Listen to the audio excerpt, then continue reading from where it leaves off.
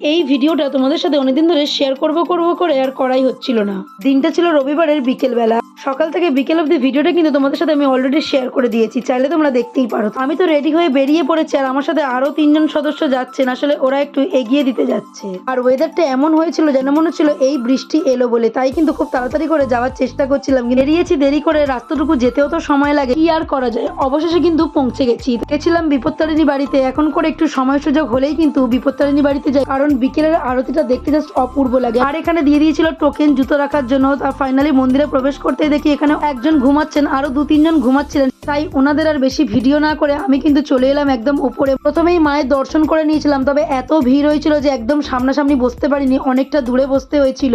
তবে মায়ের দর্শন আর আরতি দেখার পুরো ব্যবস্থাটাই রয়েছে। আর আরতির শেষে কিন্তু দুটো লাইন পরে মায়ের পা ছোঁয়ার জন্য, একটা ছেলেদের একটা মেয়েদের। তো আমিও লাইন দিয়ে দিয়েছিলাম। আর এখানে কিন্তু মায়ের দর্শন করতে করতে বাইরের প্রকৃতিটা এত সুন্দর লাগলো, তাই একটা ছোট্ট ক্লিপ নিয়েই নিলাম আর তোমাদের সাথে শেয়ারও করে দিলাম। তবে তোমরা কিন্তু অবশ্যই কমেন্টে জানিও তোমরা কারা কারা রাজপুর বিপত্তারিণী বাড়িতে এসেছো।